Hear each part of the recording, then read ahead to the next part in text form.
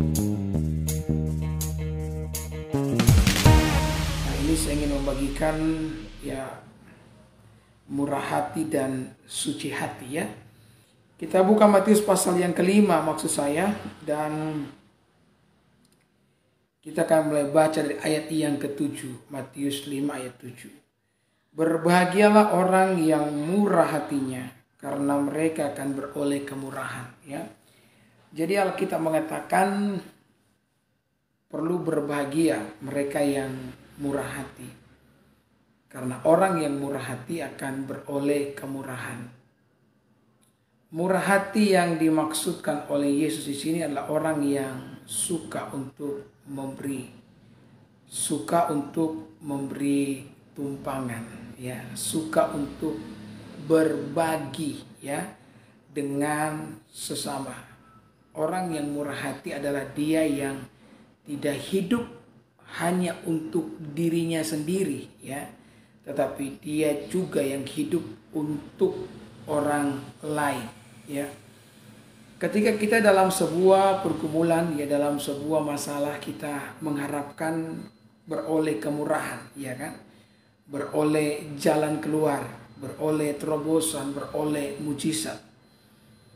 Tapi kadang-kadang kita menjadi sedemikian selfish atau menjadi sedemikian fokus kepada diri kita sendiri ketika kita dalam penderitaan ya kan, dan kita kadang menutup mata dengan kesusahan orang lain di sekitar kita. Padahal Alkitab mengatakan dengan jelas, kalau saudara ingin memperoleh kemurahan di tengah-tengah kehidupanmu, di tengah-tengah pergumulan yang engkau alami, maka engkau harus menjadi orang yang murah hati. Dengan kata lain, jangan hanya terlalu fokus dengan masalah saudara ya. Bukalah matamu, lihatlah sekelilingmu. Jika ada orang-orang yang membutuhkan pertolongan, maka jadilah berkat bagi setiap mereka. Meskipun saudara sendiri di tengah-tengah himpitan, meskipun saudara sendiri di tengah-tengah sebuah keterbatasan. Karena ketika engkau melakukannya, engkau sementara mempermudah jalan hidupmu sendiri. Di Alkitab itu banyak contoh, nanti saya akan kasih contoh. Tapi yang pertama yang saya ingin saudara tangkap dan simpan dalam hati ketika engkau menjadi orang yang murah hati bagi orang lain, murah hati bahkan di tengah-tengah keterbatasanmu, maka Tuhan akan menyatakan kemurahannya di dalam kehidupan ya saudara. Saya teringat dengan apa yang terjadi dengan Yusuf. Yusuf ini di dalam penjara karena dia dituduh dengan sebuah kasus pelecehan seksual ya. Hal yang tidak pernah dilakukan oleh Yusuf dituduhkan kepadanya, dan Yusuf yang merupakan seorang Ibrani ya, dia hanya merantau di Mesir, bukan merantau lagi. Dia dijual sebagai seorang budak sehingga dia tidak bisa membela dirinya sendiri. Ya, nyonyanya terlalu berkuasa. Dia tidak mampu untuk melawan sehingga dia menerima penghukuman itu dengan lapang dada ya. Belasan tahun Yusuf di dalam penjara. Kalau saya tidak salah ingat ada 13 atau 12 tahun di dalam penjara, dan itu bukan waktu yang sangat singkat, saudara.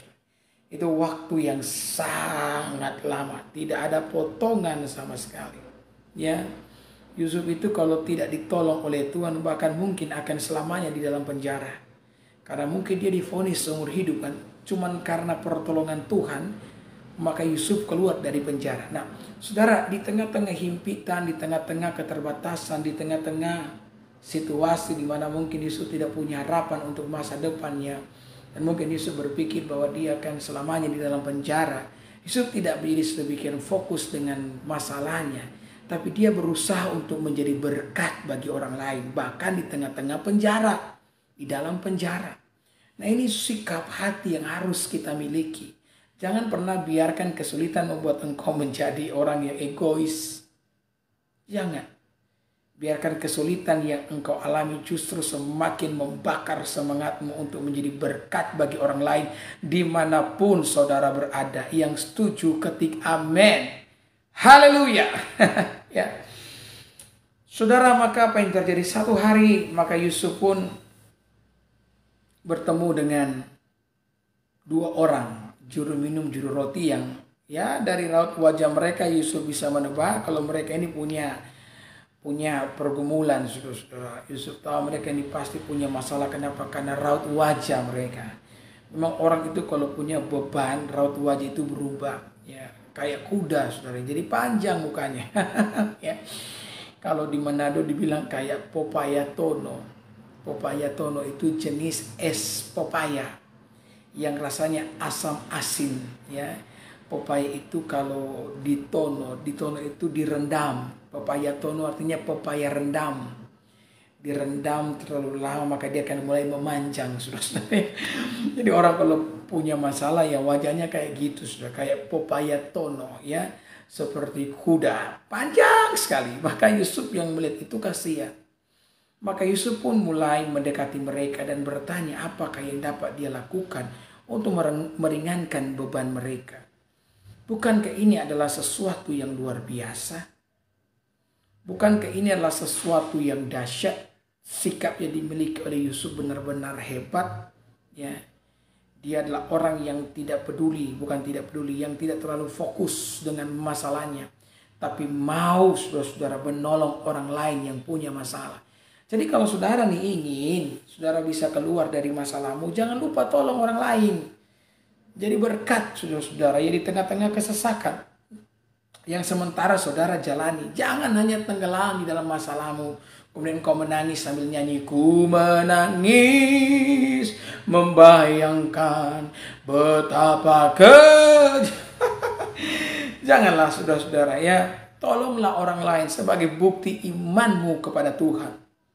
Bahwa engkau percaya meskipun di tengah kesulitan. Ya, bukti yang kau percaya engkau mau jadi berkat bagi orang lain.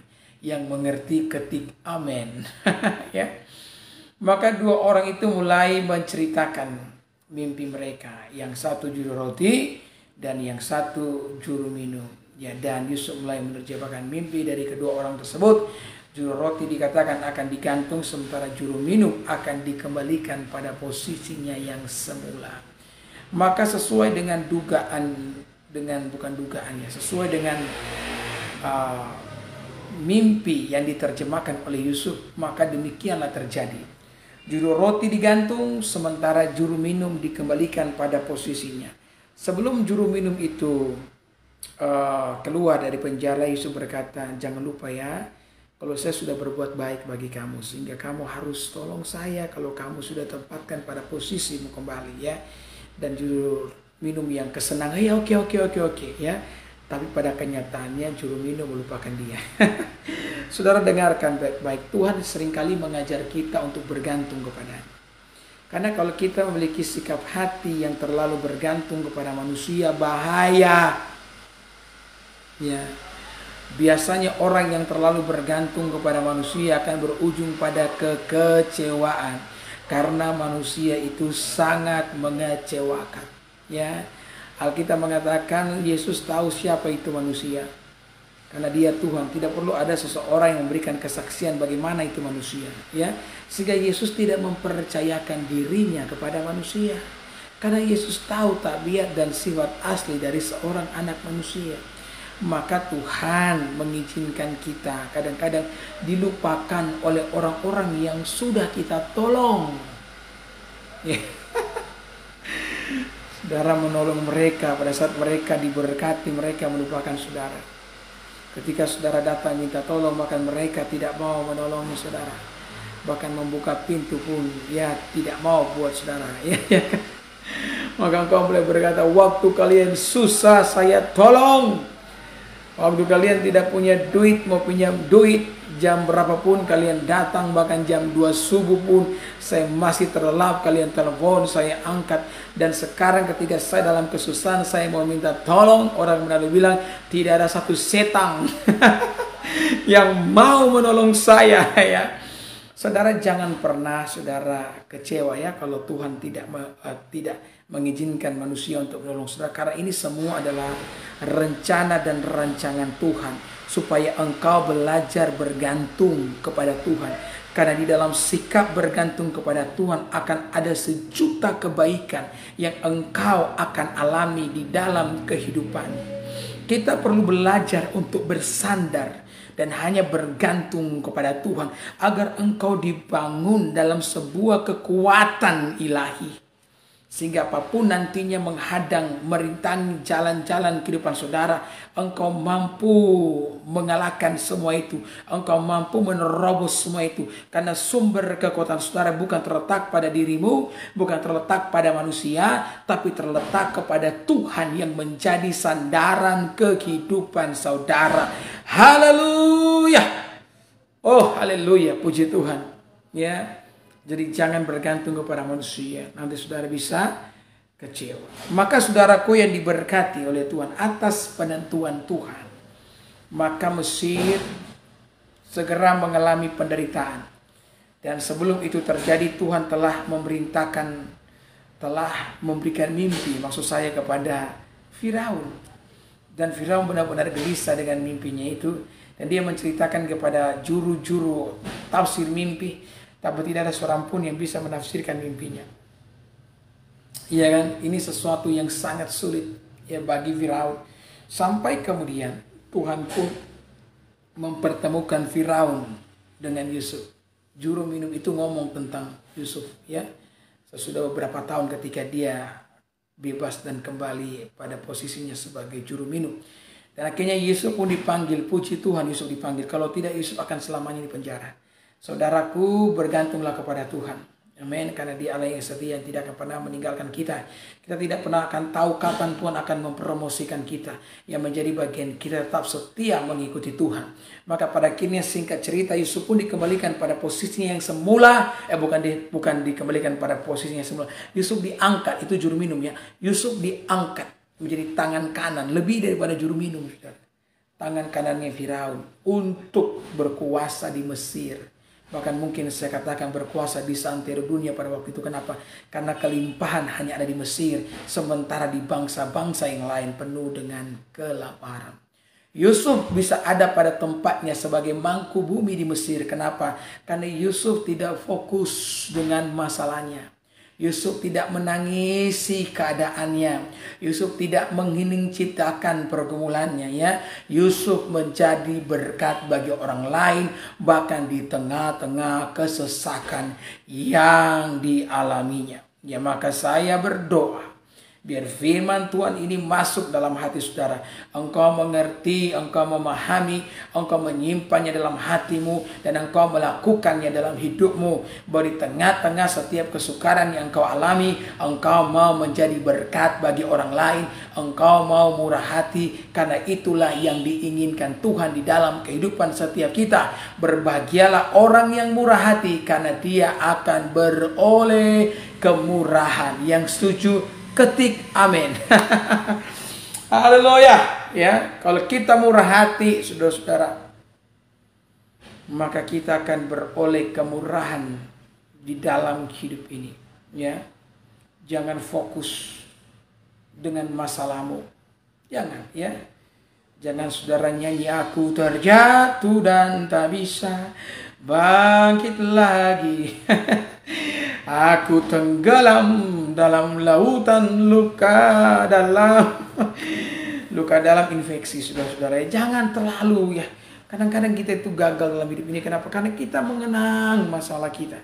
Kita merenungkan pergumulan kita. Kita menghayati beban ini. Kita menghening ciptakan masalah kita. Kita ingat-ingat ya. Mengenang semua beban hidup. Saudara, kalau yang dikenang itu menurut pemimpin upacara hanyalah jasa para pahlawan. Ingat gak kalau kita dulu hening cipta, ya kan? Hening cipta, mulai. Maka kita akan menundukkan kepala dan mengenang jasa para pahlawan. Jujur ya, pada waktu itu setiap kali saya sekolah dan ada hening cipta, saya tidak bisa membayangkan jasa para pahlawan. Walaupun memang saya banyak kali mendengarkan pahlawan itu mati demi memperjuangkan bangsa dan negara, ya kan? Nah, ini yang saya mau katakan, jangan menghening ciptakan masalahmu, ya. Karena kapal tenggelam bukan karena dikelilingi oleh lautan, tapi karena air laut menerobos masuk ke dalam kapal. Maka kapal tenggelam. Sama juga kita tenggelam bukan karena dikelilingi oleh masalah. Kita tenggelam karena saudara mengizinkan masalah menggenangi hatimu. Jadi seharusnya yang menggenangi hati kita itu janji Tuhan. Yang disimpan dalam hati adalah firman Tuhan.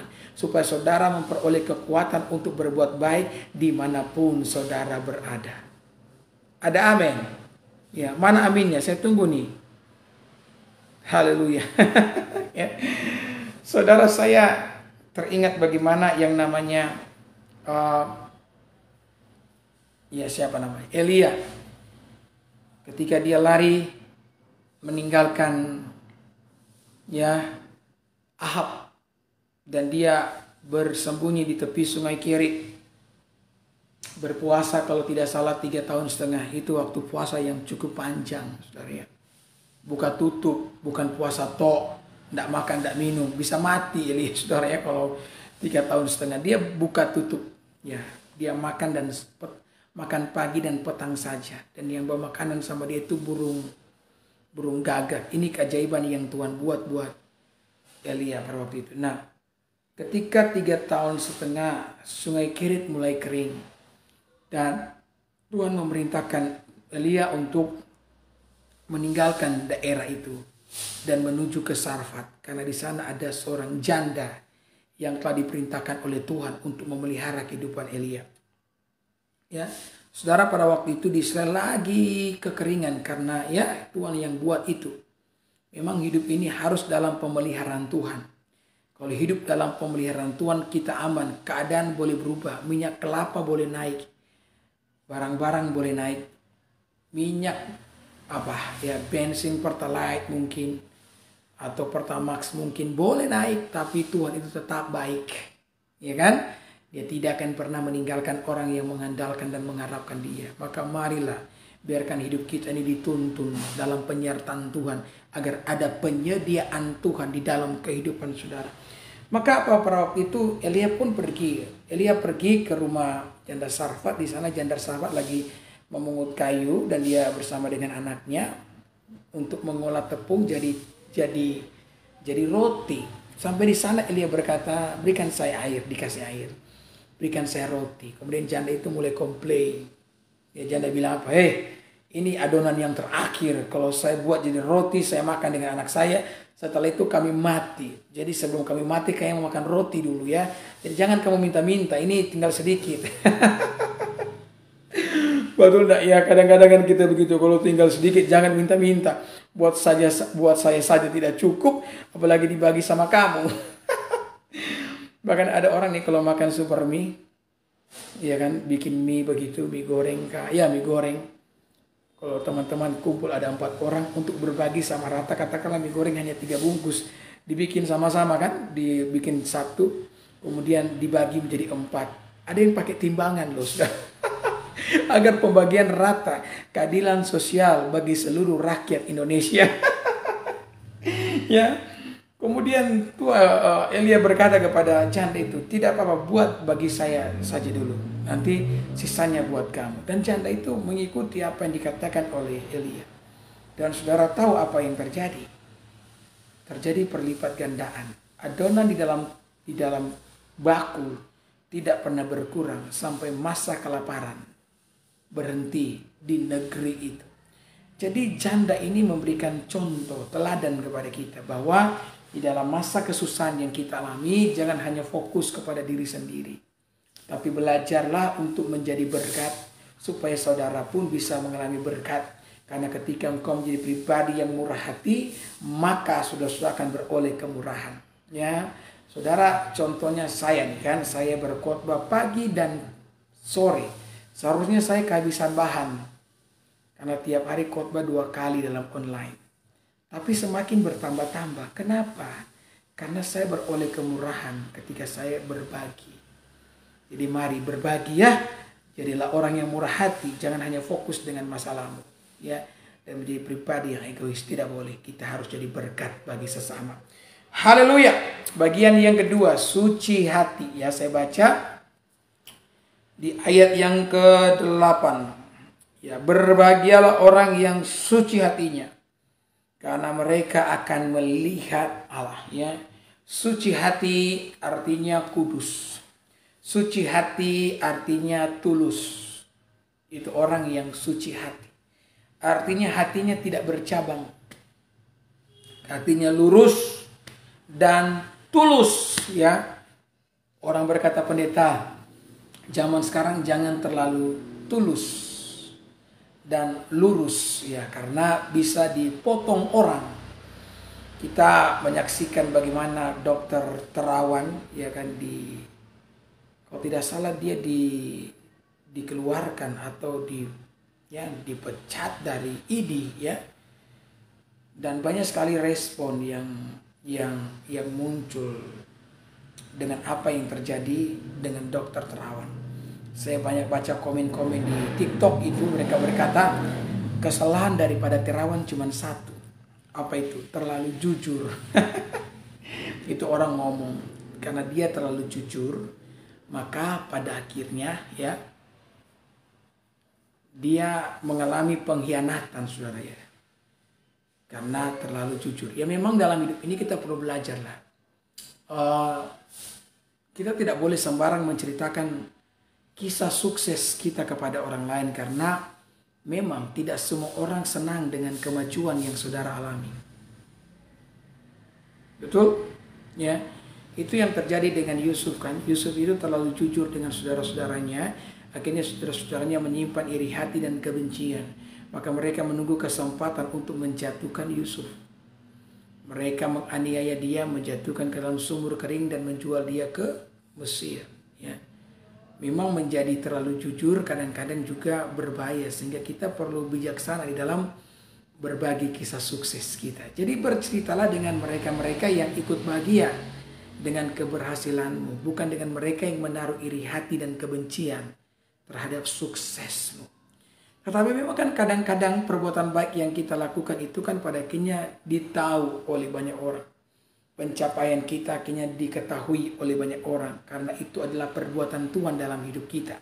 Ya, ketika kita berhasil sukses di dalam hidup, Alkitab mengatakan itu buah yang memuliakan nama Tuhan. Yang penting kita sukses dengan cara yang baik, dengan prinsip-prinsip Alkitabiah.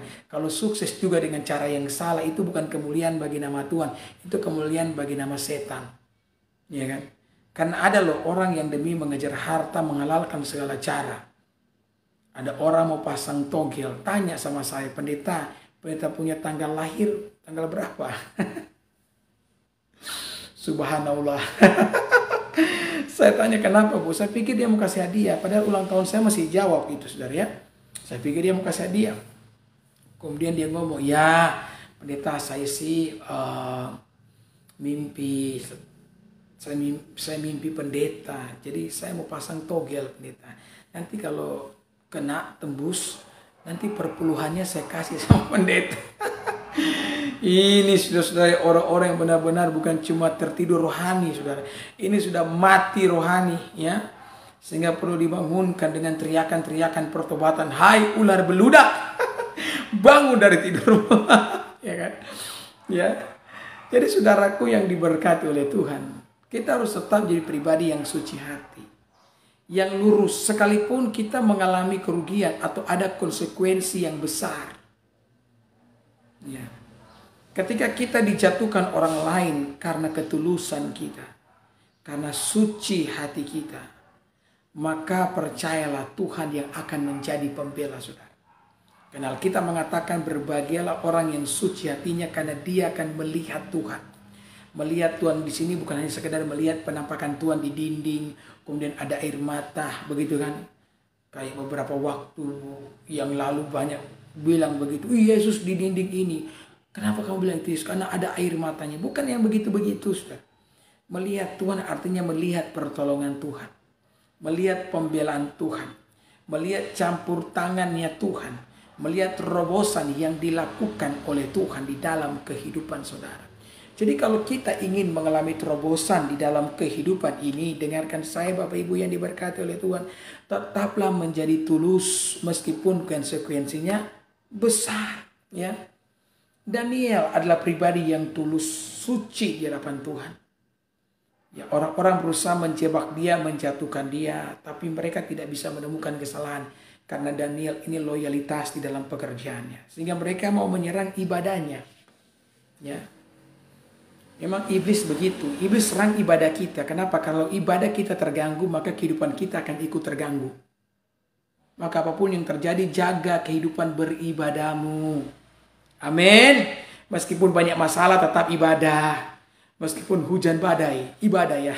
Ya kan?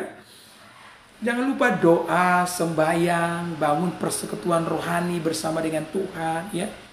Jangan ketika ada masalah, saudara tidak datang ke gereja. Ketika pendeta tanya, kenapa tidak datang ke gereja? Pendeta, saya banyak masalah. Ini kebalik. Kebalik, saudara-saudara. Seharusnya kalau kita punya masalah, kita lebih mendekatkan diri kepada Allah Subhanahu wa Ta'ala. Iya kan? Kita lebih mendekatkan diri kepada Allah, saudara. Jangan punya masalah dan jadi alasan tidak datang ke gereja. Aduh pendeta, saya punya masalah dalam keluarga. Saya punya masalah dalam hubungan pribadi saya dengan seseorang. Ya, saudara, kamu bisa menyelesaikan masalahmu tanpa Tuhan. Maksudnya begitu. Bukankah ketika kita ada masalah, kita membutuhkan Tuhan? Maka apapun yang terjadi, jangan biarkan ibadahmu diganggu oleh setan. Tetap semakin giat beribadah. Tetap semakin giat untuk memuliakan nama Tuhan. Ya, karena Dia adalah Allah yang bersama-sama dengan kita, yang tidak akan pernah meninggalkan orang yang mau beribadah kepadanya. Ada amin. Haleluya. Puji Tuhan. Saudara, maka mereka mengeluarkan sebuah dekret yang diajukan kepada raja. Dan raja tanpa berpikir panjang mengesahkan dekret tersebut. Bahwa jika ada orang kurang dari berapa puluh hari, saya lupa, menyembah kepada Allah lain, ya, bukan kepada raja, maka tentu saja orang itu akan dibinasakan. Lah sementara Daniel sembahyang 3 kali sehari loh. Alkitab mengatakan Daniel tidak mengurangi ibadahnya. Ini dahsyat. Dahsyat ini. Saya mau belajar dari Daniel. Dia tidak mengurangi ibadahnya 3 kali sehari. Ya. Jangan cuma makan 3 kali sehari, saudara. Ya. Makan aja kamu ingat, Tuhan kamu lupa. Ada amin, ya. Ada orang tuh kalau tidak makan 3 kali sehari bisa sakit dia, saudara. Lemah fisik, tidak bisa berpikir. Ya. Aduh, pendeta saya kalau tidak makan tidak bisa berpikir.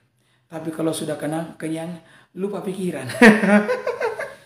Ya, jadi kalau belum makan tidak bisa berpikir. Ya, tapi kalau sudah kenyang lupa pikiran.